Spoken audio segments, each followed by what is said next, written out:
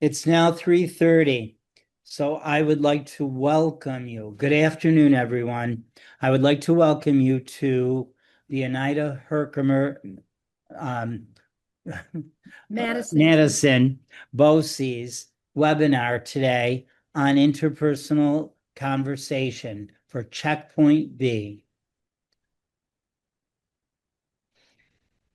I am Louis Baskinger. I am a team leader in Spanish here, and I am joined today by Dana Gasca. Dana is our Senior World Language Program Specialist, and she's team leader for Chinese. And we have Lucille Matt, okay, and Francoise Perron. Francoise is joining us for the first time here. She is a new team leader for French. She's joining Lucille. So we also welcome Francoise to our program today. And we also have with us today our computer education coordinator and director of our world language program here, Greg Smith. Today we have a program for you, a very ambitious program for you. Here's our agenda. We were going to give you an overview of our 2027 OHM Checkpoint B exams. Please note the date again, 2027. We are going to give you an introduction of part one, our interpersonal communication. We're going to talk about the administration of part one of this interpersonal communication. We're going to talk to you today about the role that you will play as teacher. We will present our draft of our rubric with dimensions and scoring in hopes that you'll be able to give us some feedback about that. We're going to give you some tips about preparing your students, and then we're going to have a question and answer period. Okay, thank you very much, Lou.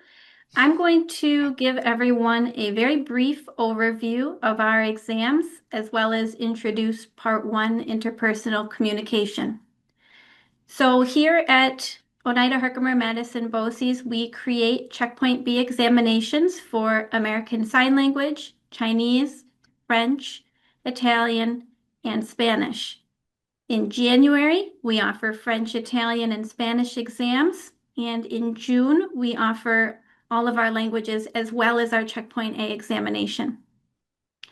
So these exams are aligned with the New York State Learning Standards for World Languages.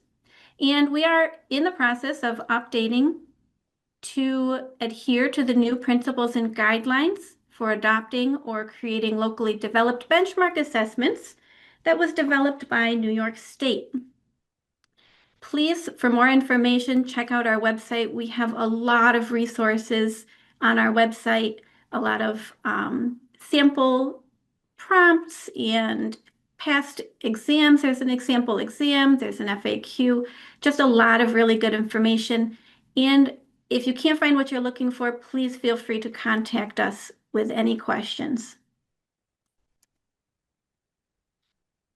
So this is a very nice graphic from NYSED that shows the timeline of our new standards implementation.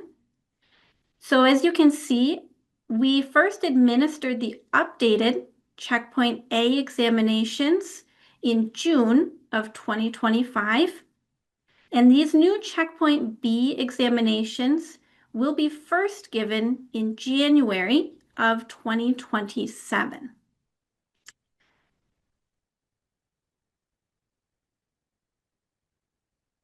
When we're looking at the format of our new exams, we did start with the guidelines that were provided by NYSED. And they have certain weight percentages that they prescribe for each section of the exam. And you'll notice that for some of the sections, we have a little bit of choice, and for other sections, we don't. So they do state that interpretive communication must be 40%. And there is some choice here as to how much you want to devote to reading and how much to listening.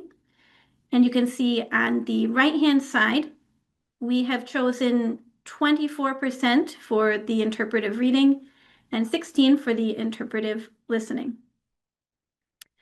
For the interpersonal communication, which we will be talking about today, there isn't any choice at all offered there. It has to be 30% of the test. And so that is what we have chosen to do on our test. And we will go into much more detail about that momentarily.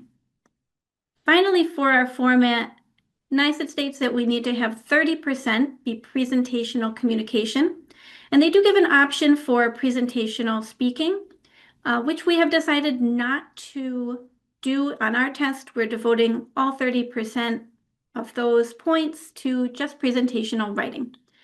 And if you would like to see more details about how we have decided to break down the portions of the test, on the resource document, there is a link to our format documents, and it does go into much more detail about those.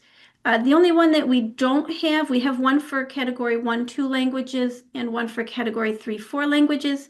We do not currently have one for ASL, as we are waiting for state guidance and new guidelines for the AXL examinations.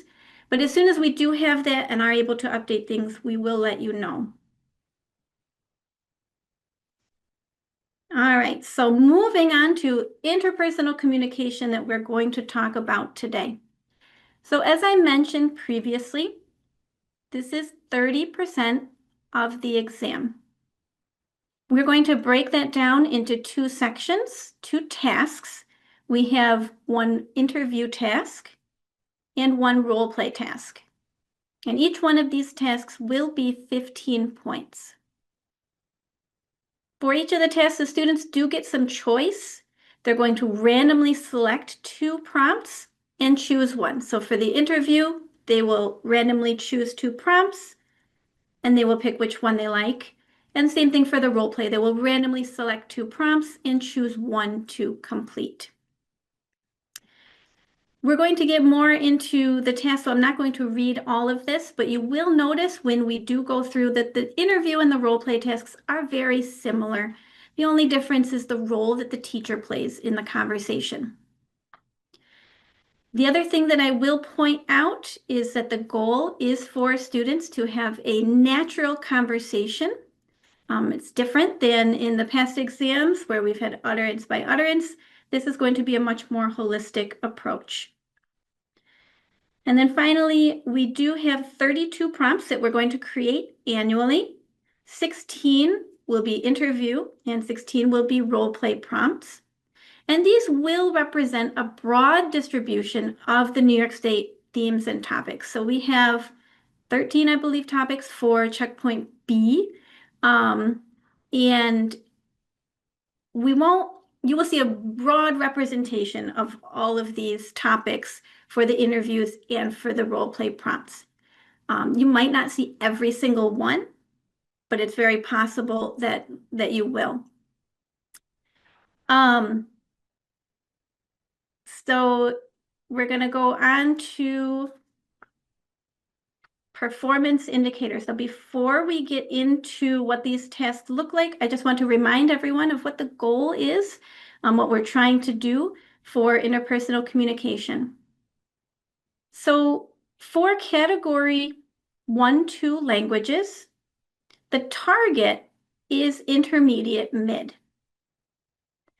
So at intermediate mid, students can exchange information, preferences, feelings, or opinions on a variety of familiar and some research topics by creating sentences in series of sentences and asking follow-up questions in conversations. Now, this again is the target for intermediate mid. The passing range would be intermediate low. At intermediate low level, students can request and provide information, express, ask about, and react with some details to preferences, feelings, or opinions on familiar topics by creating simple sentences and asking appropriate follow-up questions in conversation. Now again, this is for category 1-2, the target is mid, passing is intermediate low. For those category 3-4 languages, so for Chinese and for American Sign Language, the target rating is going to be intermediate low, and passing would be then novice high. In addition to that, we do have our 4 language functions. I'd just like to remind everyone for interpersonal communication, our language functions are exchange information, express feelings, express preferences, and to express opinions. Okay, I believe I'm going to turn it over to Swats to kind of introduce what our tasks look like. Thank you, Dana. So the focus of today, as you know, is interpersonal speaking, which is broken down into 2 types of tasks. And here's some details. Here are some details about them. So first you have the interview, where the teacher and the student act as themselves. It's a very natural conversation. While the role play, the teacher can be, based on the scenario, can be a variety of characters. And of course, the student is always himself or herself. So the teacher could be a friend, they could be their teacher, they could be a host parent, a clerk, a doctor, etc. So that's like in keeping with the old regions and proficiency style speaking. While the interview is a very natural conversation where each character is themselves in real life. So here's what the little cards that you're going to receive look like. You can see that on the front, you have the OHM logo, as well as the type of task that the prompt will represent. So in this case, it's a role play. And then on the back, there's a lot of information. You have the prompt number, you have the topic at the top right, the topic from the list of themes and topics from the state, and you have the language function that this task represents. Then you have the prompt, which is the setting or the scenario, in this case being a server in a restaurant. Then it reminds you that at the checkpoint B level, students should be using complete sentences in most of their statements and questions. And then there are the 2 parts, the 2 requirements of the prompt, always 2 of them. One that's more affirmative and one that's more question-based. So tell me about your food preferences and ask me about recommendations for dishes to order. And then each card will have at the bottom a question about understanding. Does the student understand the prompt? And a question about initiating, because they have that choice to decide if they want to start the conversation or if they should let the teacher do so. At the bottom right, you can notice that again, it says role play, so you know immediately what type of task you are doing. All prompts will have those 2 requirements, and we will be targeting the 4 language functions that Dana just talked about: exchanging information, expressing feelings, preferences, and opinions. So that's the general skeleton of interpersonal card. So if we want to look at each of them a little bit separately, so the interview, again, prompt number at the top left, the topic, and the language function at the top right. It says interview at the bottom right, so it's very clear. And a prompt with a little scenario or explanation with the 2 requirements. In this case, we're going to talk about our plans for the summer, using complete sentences in most of your statements and questions. A nice little reminder for checkpoint B.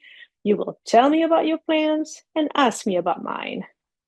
And again, do you understand? And who will start the conversation? So you can see that the pattern is the same every time. And then same idea, but for the role play at the bottom right, the topic in the gray box, as well as a language function, the prompt with its 2 different parts, and the question about understanding and initiating. So a very typical, consistent format for these prompt cards. And I believe we are going to go back to Dana. Thank you. So when can I administer the tasks for part 1?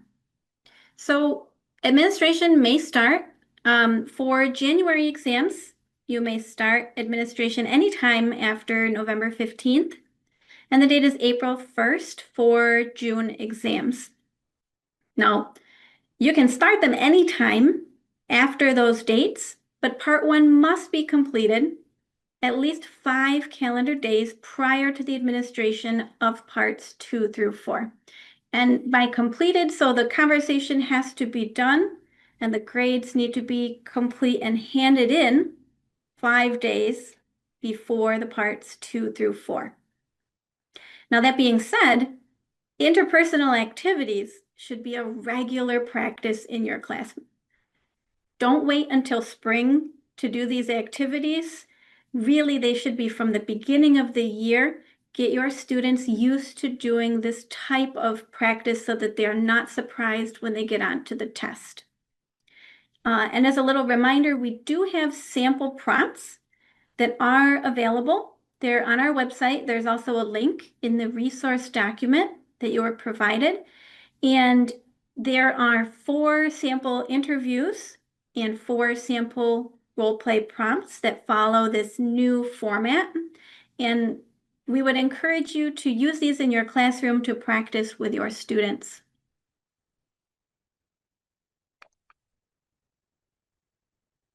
And then where can you find the prompts for part 1? So there are 2 different places where you can find prompts. So first, you may order physical cards. I have some of the Checkpoint A cards. I don't know how well you can see, but they're printed on this really nice paper. And these can be shipped directly to your school. Extra charges do apply if you would like the physical cards to use with your students, but they are a class set. And then the other place that you can find them is they are available digitally in the World Language Information course on Buzz. And this is included in the cost of the exam. There's no extra charge for this. They're in PDF format. You can use them right on the screen to just pull up the screen and show the students, or you can print them out, cut them up, and use them that way as well. Okay, so we're going to move on to what does a conversation look like with Lucille.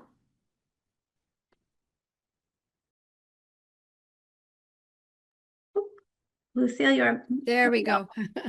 Okay. Thank you very much, Dana. The element of a conversation, when you think of a conversation, it takes 2. And in this case, we have the student and the teacher who are involved in this conversation, albeit the interview or the role play.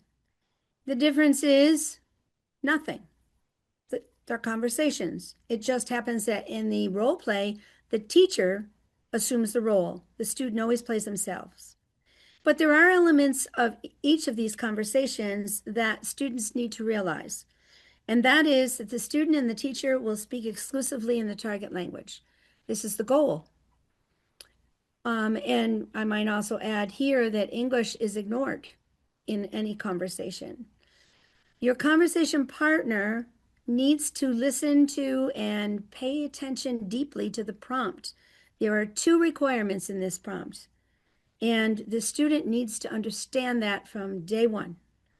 The prompt includes having to adhere to the task, and they also have to, we asked them to elaborate, but when you went back to those cards that Dana was showing you, there are 2 questions at the bottom that a teacher will need to explain, and I'll explain that in the role of the student and teacher as we move forward.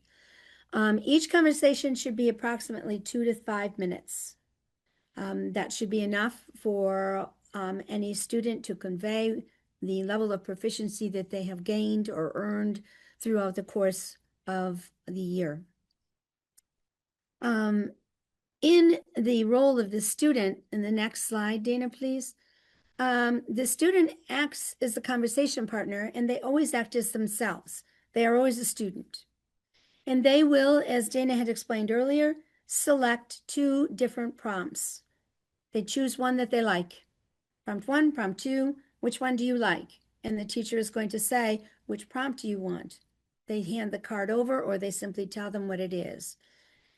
It is responsibility of the student to decide whether or not they are going to start the conversation. and they need to complete both requirements of the prompt to earn credit. It is expected that they will be adding their own vocabulary and not solely picking up on the vocabulary that the teacher has used in the conversation to incorporate into their next response. We're not looking for that. That's just a repetition of something that has been voiced to them, and they're picking up on it and spitting it back out at us. The student should remember to ask questions. All right. If they're asking questions, they really are in control of the conversation. It's to their advantage to ask questions. They need to advance the conversation. How do you do that? We're going to discuss that in slides that are coming up, but also right here, simply by inserting their own new ideas, bringing into the conversation something new that the teacher hasn't said yet, and elaborate responses. All right. Simply from elementary school, who, what, where, when, why, any of those questions is an elaboration. So if we start our students from a very tender age in September to the end of the course, they are used to asking questions. It becomes part of their persona when they're in a conversation, and it's normal to do. We do that in English as well. Next slide. What is the role of the teacher? When you look at the role of the teacher, the first thing is they need to read the prompt to the student. That is important. They need to ask the student if they understand. Do you understand? And who is going to start this conversation? You want to keep the conversation at the intermediate level, the checkpoint B level. That is important for the conversation to progress and for you to convey to the student that you are now being tested on the intermediate level. It's the duty of the teacher to ask open-ended questions, and we have some very good slides on this coming up a little bit later in our presentation. How do you ask these types of questions? And you want to vary the kinds of questions. You don't want to always ask the same question. And above all, you hinder your student greatly if you only ask a yes or no question, because you pigeonhole that answer. They responded to your question, but they don't know where to go from there. So you want to leave it as open as possible for the student to come up with their own creative ideas, which is going to advance the conversation. All right. The teacher needs to ask for any clarification that they feel is necessary in order to understand the student. If they can't understand the student, it is an obligation to seek clarification. And lastly, it's important for the teacher to bring the conversation to what we call a natural conclusion. If the student has fulfilled both of these requirements of the task, then if they haven't, if they haven't succeeded in achieving both of the requirements, asking for information, then you need to say to them, is there anything else you want to say? And if you start in September with that one prompt, those students by December, when they hear those words, they're going to say, oh, wait, I didn't do something. What didn't I do? And they've got the card in front of them so they can say, I forgot to ask a question or 2 or 5. All right. Depending upon their proficiency level. All right. Next slide, please, Dana. Avoid questions that are yes, no. If I were to say to you, do you have an older brother or an older sister? And the answer is yes. Then the student might say, well, I already answered that question, so I don't know where to go from there. But if you ask the question, who is in your family? Excuse me. Then the student may say, well, I have one brother and 3 sisters, and my sister is the youngest. She's 3 years old, and my brother is 10 years old. So immediately, the student has elongated that response. They have a string of sentences, and they're on the right track. Tag questions. Tag questions are questions like, I like butterflies. Do you? And you? And you is a tag question. It's a question that has been learned at a very novice level, and it is not going to elicit intermediate language. So we don't want you to ask yes or no questions. Are you a high school student? True? All right, in Spanish, ¿verdad? Very common, commonly used. Instead, tell me about yourself. Talk to me about what your favorite food is. Don't ask if they like pizza. Ask what their favorite food is. It opens it up so that the student can give you new ideas, which elevates the level of the conversation. Okay. Excuse me. Next slide, please. At this point, I'm going to turn this over to Lou with Spanish. Sure. As the conversation progresses, there are often times where comprehension falls. Either the comprehensibility of the student's response to the teacher or the teacher's line that the teacher presents to the student, there is confusion. So this information on this slide is extremely important, we feel, because what you as the teacher, what you need to do is you need to make the student aware that the response is not comprehensible or is confusing.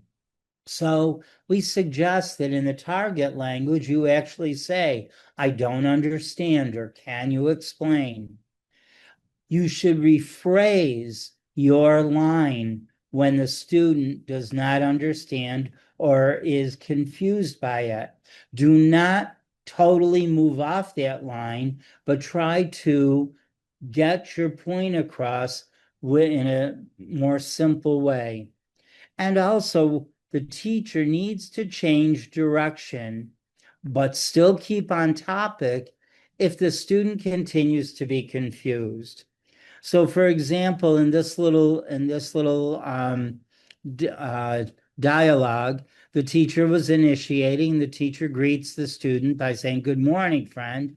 And the student knows from the card that they're to talk about a problem, and the student just says, "A problem." Well, the teacher says, "What? I don't understand. Explain it to me. Do you have a problem?" And then the student better understands how to pick it up and says, "No, but I know that you have a problem. What is your problem?" And the teacher simply says, "I do not understand what we're studying in chemistry class." And the student then picks up and says, and moves the direction, says, "It's difficult." And then questions the teacher questions to help the teacher. Confusing. So the teacher says, "What? I don't really understand. Are you telling me that I should talk with the teacher and ask for help after classes?" Yes, the teacher can help after school with more work.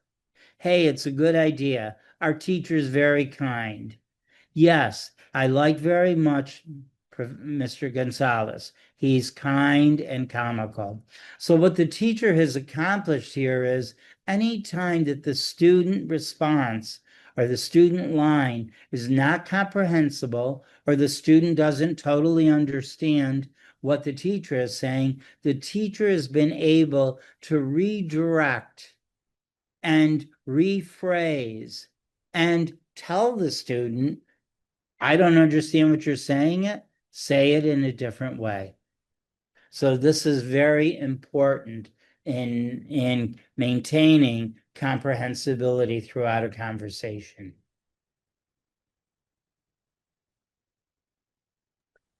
Here we have, we want to remind you that the task should be happening once you have established, read the card, the student understands the prompt, all that happened in English. But once that has happened, everything else has to happen in the target language on both sides. So the students really cannot use any English or non-target language words, that would be for like heritage speakers that might have a language other than the target language of the class, as those will interfere with comprehensibility. So what the teacher needs to do is completely ignore, like cross out those words and proceed as if they hadn't been said, right? As they're trying to make meaning based on the target language words that remain in the phrase or sentence. And then, as Lou explained so beautifully, seeks clarification as they go, if needed, depending how much the English or non-target language words interfere with the conversation. That being said, students are allowed to use proper nouns, titles, brand names in non-target languages. But if the use of English or non-target language causes confusion, then that will be the place to seek clarification from the student.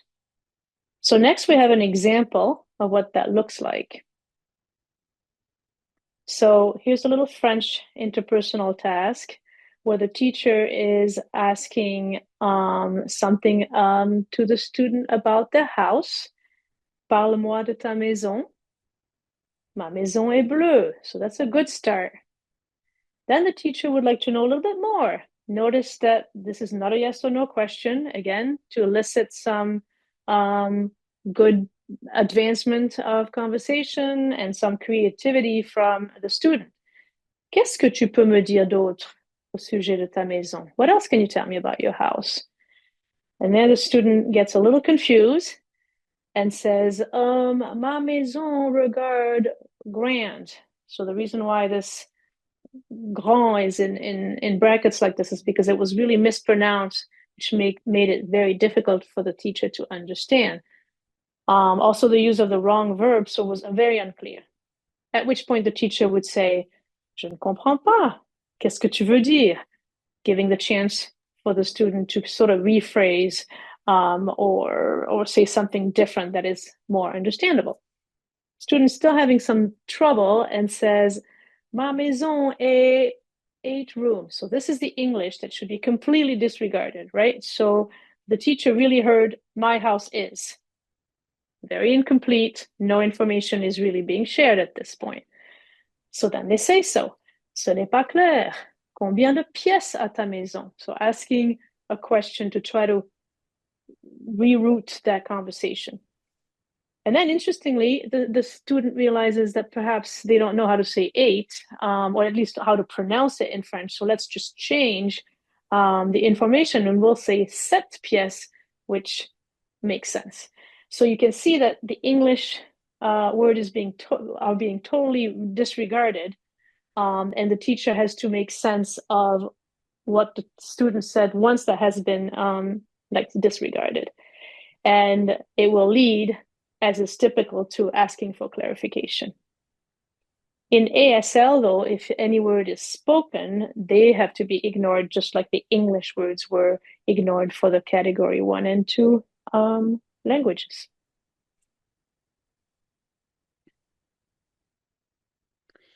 So when we look at guiding a conversation to a natural conclusion, there's a couple things that I want you to look at as you begin to read some of this. This is an Italian conversation. It is short. And if you look on the side of the student on the right-hand side, I think you're going to notice that the student does not give much information to the teacher with which to work. All right. So if you look at the second line that the teacher states, she says, ah, che bello, qual è tuo piatto preferito per Natale? And the student responds, for Christmas, I love pants, pantalone. The teacher's not sure. Pantalone, you want pants? All right, so the teacher clarifies it, and she says, il panettone? Sì, panettone. There's a big difference between panettone, which is a traditional bread in Italy, as opposed to a pair of pants. So then the teacher goes on, asks another question, and gets a very simplistic answer.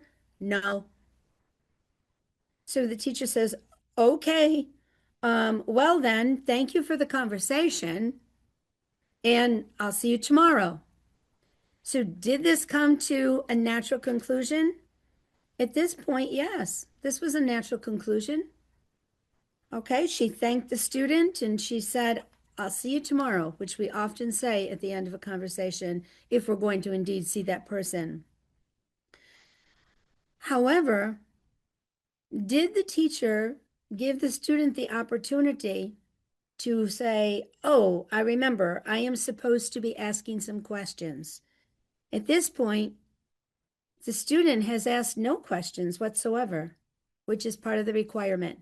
So automatically, this student is going to go down in scoring because of no questions. Next slide, please. Okay, so advancing the conversation. Both the teacher and the student need to advance the conversation. If one of them gets caught, they need to progress to the point where the student can answer something else. So the teacher really has a big responsibility in how well the student might perform, because that student may have proficiency, but if we're not asking the right questions as a teacher or setting up our responses as a teacher, that student might not have the same opportunity to show their proficiency level. So it means when you advance something that you are giving that opportunity of responding to relative questions in the conversation, asking for their opinion on something. When you ask someone for their opinion, they have to give it back to you. It's not a yes, no answer. They're giving you information that they feel is their personal opinion. Giving descriptions, elaborations, or explanations. This is advancing the conversation, both on the part of the teacher, but also on the part of the student, more importantly. Because the minute the student gives you a description, they are extending, they are giving new ideas, and it increases the score that that student is going to receive. So the advancement must be connected to the topic of the prompt. Remember in the prompt, it said, ask me questions and tell me about you. All right, so those are the two parts of the prompt. Next one, please. So, in my opinion, this is one of the most important slides that we have today. All right. Keep in mind, the teacher's responses must be as minimal as possible, but allowing the student further opportunity to respond and use their own creativity. This is the key to the student's ability to advance the conversation. That's what advancement means. More give, all right? More give on the part of the student and less on the part of the teacher. Okay, we'll move on now. Thank you, Lucille. You're welcome. I'm going to take everyone through now how we are going to score part one. So part one is scored holistically. And what do we mean by this? So holistic scoring means that you're evaluating the student's response as a whole. You're looking at the whole conversation rather than individual lines or utterances that the student has said. And because we're looking at the conversation as a whole, this means that you should not score any dimension until the conversation is complete. Now, teachers may choose to take notes during the conversation. Some people can, multitask better than I can, and they might want to jot down a few notes. Maybe there was a surprising word the student used that they really liked, or they want to keep track of, they asked several questions. So that is an option. You can take notes, but you don't have to. But you do want to wait until the whole conversation is complete before any of the dimensions are scored. So I'm going to take everyone through our draft rubrics, and you will find a copy of these on the resource document. So we have the category 1-2 languages, and then our 3-4 we do have as well, though it is in progress still. And in fact, both of these rubrics really are in progress. You will see in big letters it says draft, and that is because we are still working on these. And in fact, we would love, and in fact really need, to have your input on these rubrics as well. So as we're going through, if there are places where we are unclear about something or you have a suggestion, please keep those in mind. And when we do our survey at the end, we really would appreciate it very much if you would take the time to give us feedback on these draft rubrics. So as I mentioned, there's 1, 2, and 3, 4. I am going to go through category 1, 2 languages predominantly here, though the 3, 4 is there and you can take a look. I am going to focus on the 1, 2 for today. So looking at our rubric, you notice we have proficiency levels. And so for category 1, 2, remember our target is intermediate mid. Then we have intermediate low. And finally, we have below intermediate proficiency. So anything that falls below intermediate would go into that category. It could be novice high, novice mid, or even novice low. We chose to do this to combine all of these instead of having overlap between our checkpoint A and checkpoint B rubrics.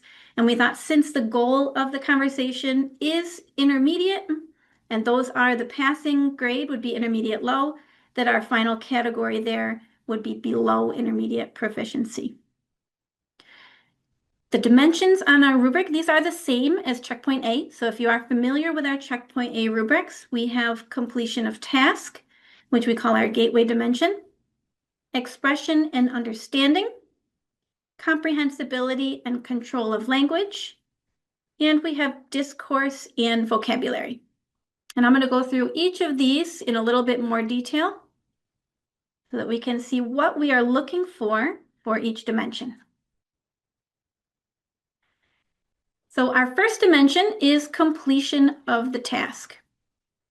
How well does the student fulfill the purpose for communication?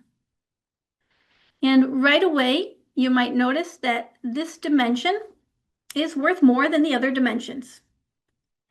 We thought that this was such an important dimension because what is the purpose of learning a language? It is to communicate. We want to make sure the students are able to get their point across, they're able to complete the task, that they can fulfill the communicative purpose. So that being said, this is our gateway dimension. That means that only if a student scores a 6, 4, or 2, only then can you score the remaining 3 dimensions. If a student is unable to at least reach some level, we have below intermediate proficiency, so it's very low, they have to address the prompt in some manner. But if they are unable to do this, or if they have a conversation that's completely unrelated to the prompt, then they would get a 0 for this dimension and a 0 for the rest of the task. So this really is a very, very important dimension. In order to receive full credit, the student needs to demonstrate that they can clearly maintain and advance a conversation. By maintain, we just mean they need to be able to respond and react appropriately to the teacher. Advance means to influence the direction of the conversation. And this can be done in a lot of different ways. It can be done through asking questions. It can be done through elaborating, offering extra information, so giving explanations or reasons. There's a lot of different tools that students can use to advance the conversation. The other requirement to receive full credit is that the student needs to address both requirements of the prompt. Now, one of these requirements may be more fully addressed than the other requirement, but they do both have to be addressed. They may do really well on one of the requirements. They may ask a lot of questions and they only offer one or two things about themselves. Or the other way around, they talk a lot about themselves or about the situation and they really only ask maybe even only one good question. So they can be a little bit lopsided, and that's okay. We expect certain prompts will probably lend itself one way or the other, or students are just more comfortable doing one than the other. As you move down through, you do notice, so for like intermediate low, they maybe partially address both requirements of the prompt, or they do a really good job on one of the requirements and they don't address the other requirement at all. When you're looking at the below intermediate, the lower levels, the two, this is when they're only partially addressing one requirement or very, very minimally addressing both requirements, just short, tiniest kernel of something there that you can hang on to.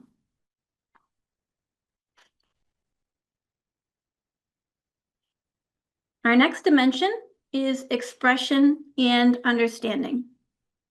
So there are two parts to this. One is how well does the student express themselves? And two is how well does the student understand the teacher? We thought it was pretty hard to assess understanding without hearing from the student. You don't know if they understand until they open their mouth and respond to you. So this is why we put these two together. So the way that we're going to look at this is at the intermediate mid. In order to receive that full credit, that target rating, intermediate mid, when they're conversing at the intermediate level, so they're having an intermediate level conversation, the student is going to predominantly respond and react appropriately to the teacher. Most of the time, what they say is going to flow naturally and make sense. They're going to respond correctly, appropriately. They should be expressing varied and original ideas. So by original ideas, we mean these are things that have not been introduced by the student or teacher. We don't want students to just parrot back what the teacher has said. Do you like sports? I like sports. I like basketball. How about you? Yes, I like basketball. We want them to add extra information. We want them to get creative, add some ideas. Why do they like these things? Who do they play with? Where do they play? It doesn't have to be complicated, but they should express some original ideas throughout the conversation. And then finally, the final requirement here is that they should have minimal repetition or rephrasing needed from the teacher. So most of the time they understand what is happening. Now, minimal doesn't mean none. So they may have a situation, they may have something that they don't quite understand. They ask the teacher for clarification. Teacher rephrases, oh, they understand now, and that's fine. But it should be minimal repetition and rephrasing at this level. As we move down through, you'll notice intermediate low, the student is often responding and reacting appropriately, and they do express original ideas still. This is a requirement of intermediate level, but it's not as many as at the intermediate mid. And then down at the below intermediate proficiency, they sometimes are responding and reacting appropriately, but often they need repetition. They need a lot of help and support from the teacher to get the conversation moving.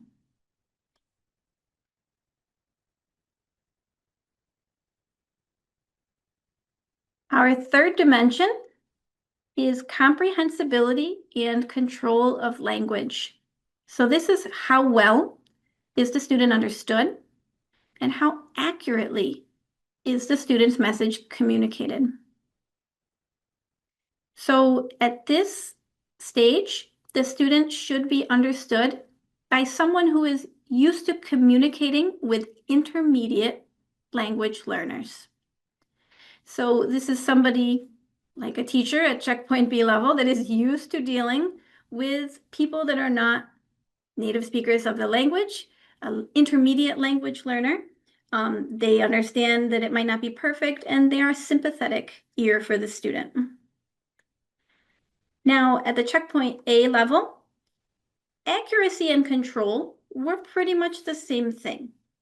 We didn't really worry too much about how accurate the language was. It was if the student could be understood, they were accurate enough for checkpoint A. At the checkpoint B level, we do want students to think a little bit more about how they are expressing themselves and how accurately they can be with the language. They don't have to be perfect, but at the intermediate mid level, students should be fairly accurate. It should be apparent that they know what they're doing with original language in the present tense. This might decrease in other time frames. So when they get into past tense, right, they might have more errors and not quite grasp those, conjugations. But with the present language, they should be fairly accurate. They should be accurate with original language. So what does this mean, original language? If you notice down at the below intermediate proficiency, they should be accurate with memorized language. So these two are, in contrast with each other, original language and memorized language. So original language means that students should be able to combine material that they have learned to create with language, to express themselves in a different way. So learned material, this could be the memorized language, phrases, common expressions, that formulaic language, checkpoint A. They can take those pieces along with other things they've learned, like rules about sentence patterns or conjugation, agreement rules. They can take these and kind of recombine them a little bit to create some original sentences that are not just memorized, phrases or very basic survival language that you would learn at the novice level. And then finally, we have errors. So errors at the intermediate mid, and these include pronunciation, should not interfere with the overall comprehensibility. So remember, we are looking at the conversation holistically. So they may interfere occasionally, maybe a tiny bit, maybe once, right? But overall, the whole conversation, they should not interfere with comprehensibility. In self-corrections, delayed, hesitant, labored responses, we do not consider these errors. These are a natural part of language learning. So we don't count those against the student. If you look down through the row, so at the intermediate mid, the errors do not interfere. At the intermediate low, they may occasionally interfere. And then down at the below intermediate, we have they often interfere, or they may even impede. You really have no idea what the student is trying to tell you. So.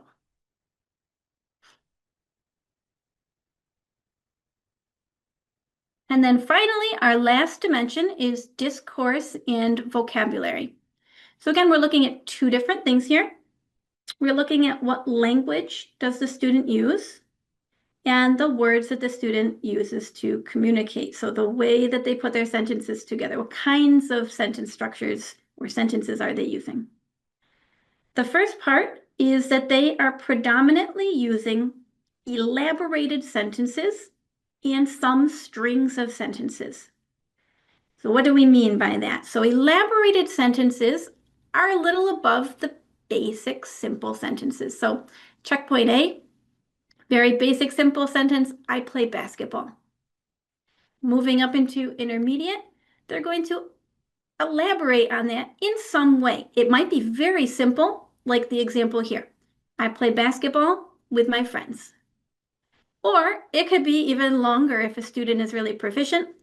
I play basketball every Saturday morning with my friends from school. So it really depends. It could be quite the range, but it needs to be beyond that basic simple level. We're also looking for strings of sentences. So strings of sentences, we mean complete sentences, not sentence fragments, not little phrases. It should be a complete sentence. There needs to be more than one sentence, and it should include elaboration. That's the first part. That's the discourse portion of discourse and vocabulary. The second part of that is vocabulary. So at the intermediate mid, we're going to ask students to produce a wide variety of intermediate vocabulary at various points in the conversation. The vocabulary should be related to the prompt. It shouldn't be completely off topic. It should be introduced by the student and not just words that are completely repeated from the teacher. Various points in the conversation. So we'd like to see throughout the conversation, instead of all at the beginning, a student says a whole long string of vocabulary words and then they don't have anything the rest of the conversation.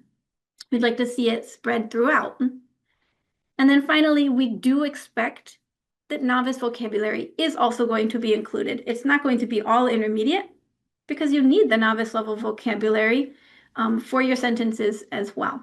So it will be a mix, but we should see some of that more elevated intermediate vocabulary for the intermediate mid proficiency.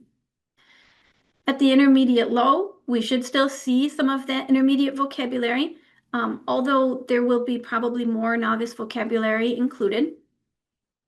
And then at the below intermediate proficiency, very, very little or no checkpoint B or intermediate vocabulary is introduced. That student is simply relying on everything they learned in, checkpoint A novice level.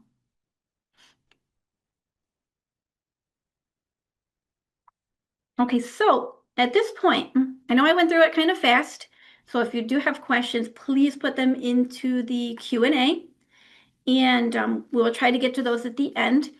But for now, what we're going to do is we're going to go through and look at some of our marker conversations that we've been working on that will kind of show you how a conversation might happen and how we would score these conversations. So back to our lovely prompt card. This one is an interview, as you can see. The topic is celebrations, customs, and traditions. And we're talking about exchanging information. So here goes the prompt. We're going to talk about our favorite holidays or special days. Using complete sentences in most of your statements and questions, you will describe your favorite holiday or special day and ask me for information about my favorite holiday and special day. The usual 2 requirements for the prompt. You can see that it's an interview at the bottom right of the card. And then if we go to the next slide, you will see an actual example that we would like you to try to rate using our draft rubric from the documents. So why don't we're going to give you just a couple minutes to go through this. This one is in Italiano and it has the English. So why don't you take 2 minutes and see how you would rate it based on the rubric that Dana shared. And then we're going to go over what the team came up with and you can see how close you are. So this is your turn to put this into application, basically. Okay, so dimension by dimension, you can see that for the completion of the task, we thought that the student really struggled to maintain and advance the conversation. They only partially addressed one of the requirements by giving some details about the favorite holiday. But even the panettone and the pantalone was a little iffy, right? The student does not ask the teacher any questions about their favorite holiday or special day. So for us, that qualified as a below intermediate, which unfortunately would be only 2 points out of 6. For expressing and understanding, the student sometimes responds and reacts appropriately, but often uses just a yes or no or one-word answer. So it's really not clear. The student does not demonstrate proficiency and understanding. So again, a below intermediate for a 1 point. As far as the comprehensibility and control, the student can be somewhat understood by someone who's used to interacting with intermediate speakers. The accuracy is apparent with memorized language, such as very basic I have, very checkpoint A, but it decreases when they're trying to express original ideas. Student is not conjugating the verb, is using an incorrect preposition, etc. So the errors, whether it's pronunciation or the incorrect word usage, do interfere with comprehensibility, which also led us to grant a 1 for below intermediate. And then finally, the discourse and vocabulary. The student predominantly responds in single words or phrases, as was mentioned. Complete sentences are infrequent and they don't really elaborate at all. And there's very limited vocabulary, a little bit Christmas, uncle, house, which again are very checkpoint A level. So we also granted a below intermediate or 1 for a total of 5 out of 15.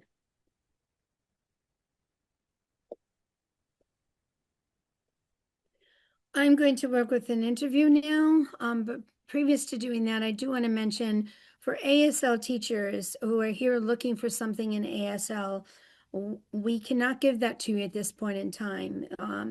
I can give you the information that Candace Black has given to me, and that is at February 6th, we will be having a steering committee for ASL, the members of the steering committee, and Candy has said that she hopes to have a webinar for ASL and the guidelines, the unveiling of the guidelines for category 3-4 ASL in early spring.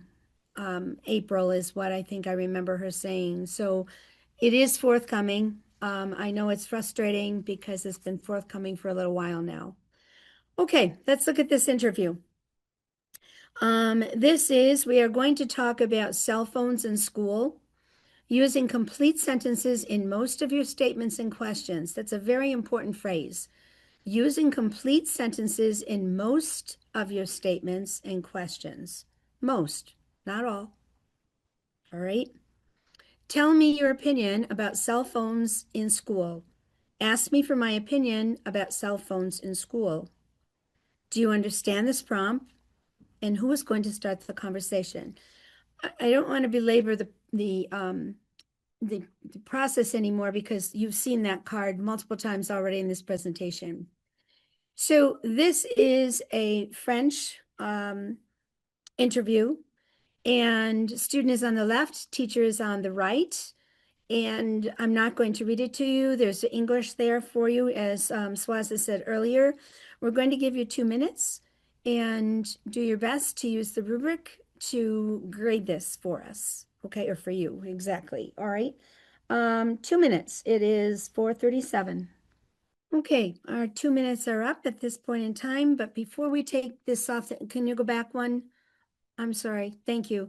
I'd like to draw your attention to the first statement that the student makes, the last sentence that the student creates, and that is et vous. Et vous in French means and you. Okay, so what I'd like, now you can go to the next one. All right, thank you. Okay, so for completion of task, we have the student at intermediate low. And some of you, especially French teachers, may say, why? Because clearly the student spoke in paragraphs. And is that really a conversation as well, or is it more of a monologue, both on the part of the teacher and the student? I think any teacher would be overwhelmed with the amount of language that was coming from the student. But she does maintain and advance the conversation, she or he, I'm sorry, I just chose she. The student thoroughly addresses one of the requirements, and that's tell me. But there was very little asking. And we've already spoken about tag questions. Is a tag question appropriate to use? Of course you may use a tag question, but if it's the only question that you have asked, that question remains not at intermediate level. It is not considered intermediate proficiency. So we wondered on this one and we did some research, and for the New York State Master Rubrics for checkpoint A, all right, we concluded that novice high would be able to ask simple questions. This is a tag question. It's not a simple question. It doesn't say, do you do such a thing? It doesn't say who, what, where, when, why, etc. And when you have a tag question, I'm going to give you other examples of tag questions. I already have in a previous slide, but just as a review. And you agreed, okay, true, correct. Those are tag questions. They do not show intermediate proficiency when it comes to questions. So that is why this score was dropped down to a 4. Everything else, I think you'll agree, was very strong, and we gave them a 3. Okay, so now we're going to have another example. This one is a role play. Lucille pointed out and read the entire card to you and told you exactly what you have to do. Every time you do this, we expect the teacher to read everything we see on the card. Okay, so here I am a nationality friend. You hear that I am having problems in one of my classes and want to help. Okay. Do you understand the prompt? Who is going to start the conversation? So let's see the conversation, Dana. Okay. And in this teacher's classroom, the teacher read and said, I am an Argentinian friend, etc. And said, ask me questions about what problems I'm having and give me some ideas. And this student selected the option to initiate the conversation. So for those of you who read Spanish, please read the Spanish. The others, please read the English. Okay, yeah, and now it is 4:43. You have 2 minutes to read and then to try to score this. Okay, before we move on to the scoring, I would like to point something out. We thought that this teacher did an excellent job in performing this role play with the student because the teacher gave good information, but not total information. The teacher set this up in a way that the student really had to move and advance the conversation.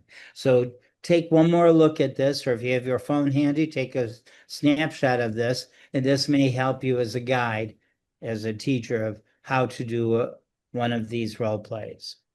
So let's see what we scored this. Okay. We gave this student, okay, for completion of task, 6. Okay, because the student clearly maintained and advanced. The student asked questions right at the very beginning, even though it was a little jumbled. Okay, the student also asked the question, when you are in class, do you like your teacher, etc. So we felt that for completion of tasks, it definitely was intermediate mid, and we gave the 6. For the expression and understanding, we said that the student was intermediate mid, got 3 points, the full credit here, because the student responded and reacted appropriately. Repetition and rephrasing on the part of the teacher was not needed. Okay, the student expressed varied and original thoughts throughout the conversation. For comprehensibility and control, we felt it was intermediate low. Okay, the student is mostly comprehensible. Okay, we said accuracy is apparent with memorized language, but decreases when the student tried to be original in expressing himself or herself. And errors, okay, in pronunciation, conjugation errors, syntax, etc., and they occasionally interfered with the comprehensibility. For discourse and vocabulary, we again gave a 2 for intermediate low. The student uses complete sentences, sometimes with elaboration, okay? when, for example, and it was a young woman who did this, when she said, you have a question when you are at home, and the student introduced, we felt, a limited variety of vocabulary. Okay. And we also, some of which was used incorrectly. For example, the verb aprender, to learn, instead of enseñar. We really had to struggle to understand what the student was saying. So the total score for this activity, okay, is a 13 for this conversation.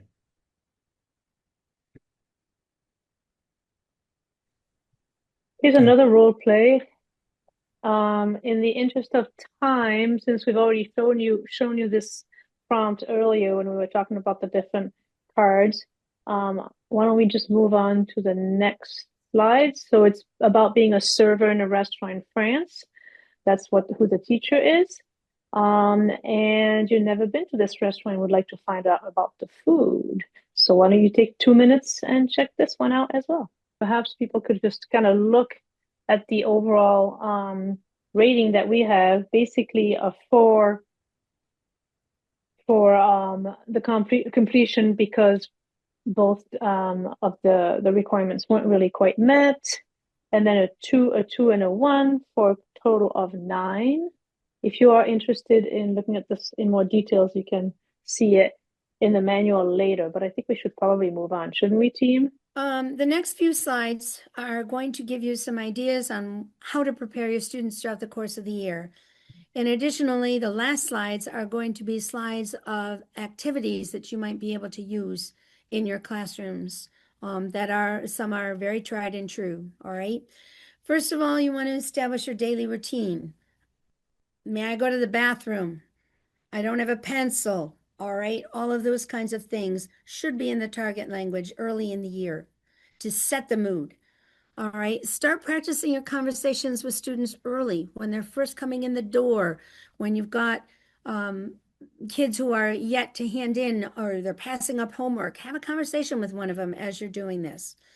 Remember to use the target language 90% of the time. It's not an option. It is a requirement by New York State. Teach the skill of circumlocution. Students can often communicate. They might not remember the word, like a tree. They might not know that, but they might know small bush or small plant. And you might be able to clarify that a little bit further in the course of the conversation. Teach the use of context clues. Give students tools to negotiate for meaning, clarification, all right? Restating something so that it helps them to understand. Self-correction. Self-correction is always welcome. They can make as many mistakes as they can, all right, or happen to make, but if they self-correct them as they're making them, they don't count. Paraphrasing is another way of giving a tool to negotiate meaning.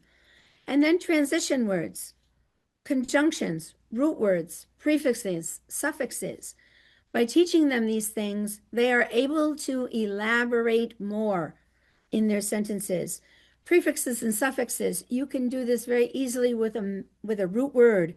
I'll use the French, mettre, to put, all right? Promettre, to promise. Permettre, to permit. And admettre, to admit. So just adding the prefix changes the meaning. Okay, so this is going to be how to elaborate a sentence, moving from checkpoint A to checkpoint B, or from novice mid to intermediate high. All right, first of all, you're going to say to the student, tell me that you travel. It's a 2-word sentence. I travel. Je voyage. Continue.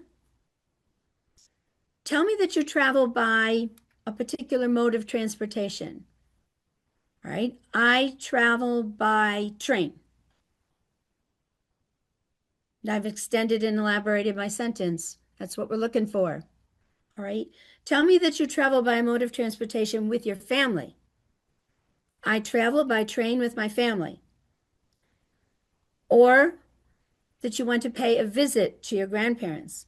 I travel by train with my family to pay a visit to my grandparents. Next one. And then add who live in Belgium.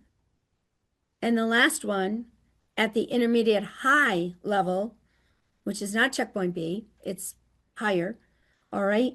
That whole long sentence since 5 years ago.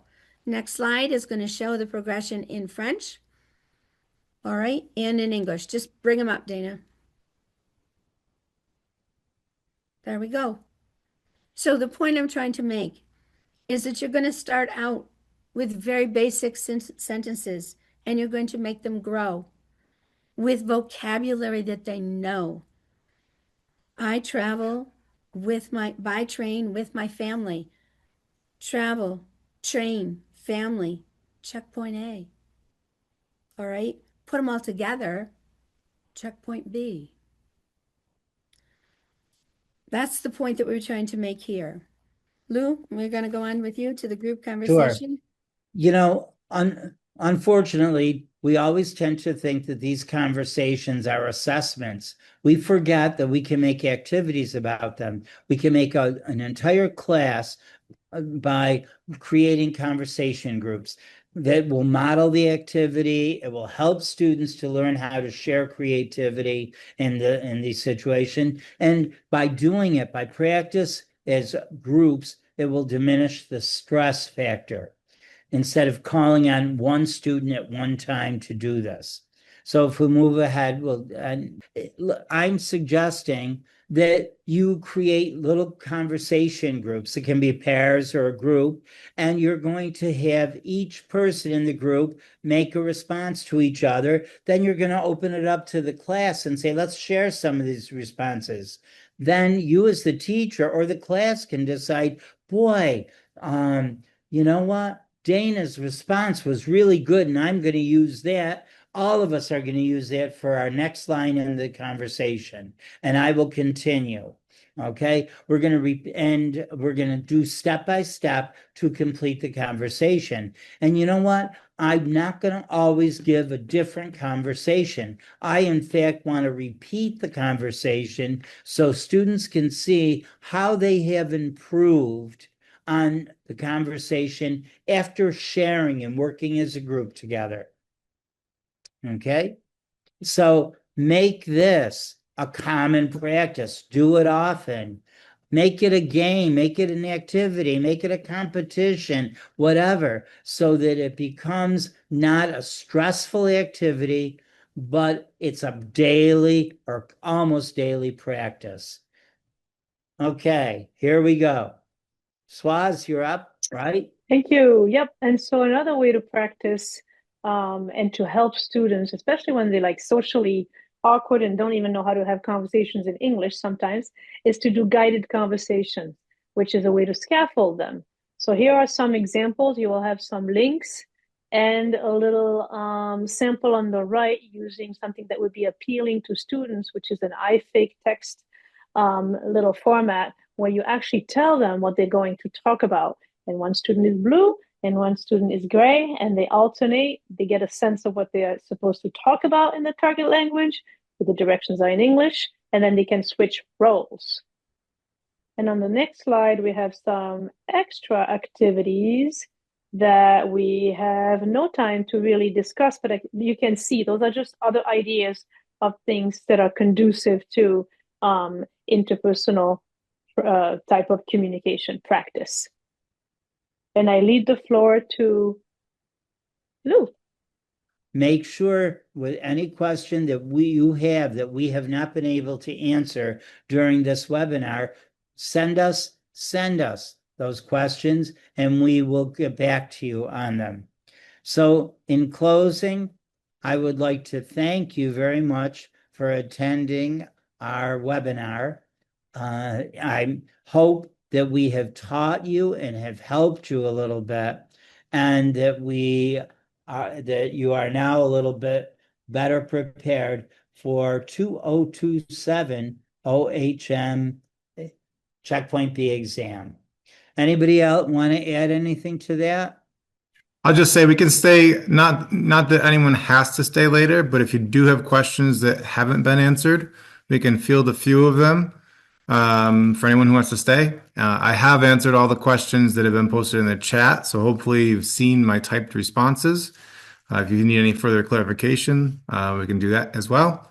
But outstanding job by the team today. I was very impressed with how thorough you were, how you're able to take a very dense subject matter and make it succinct and direct. So kudos to you all. Okay, at this time, we're going to end the webinar. Thanks for those who attended. Thanks for our panelists for presenting. We'll see you next time. Further webinars coming up this year on interpretive and presentational communication. Thanks. Bye-bye. Bye, everyone.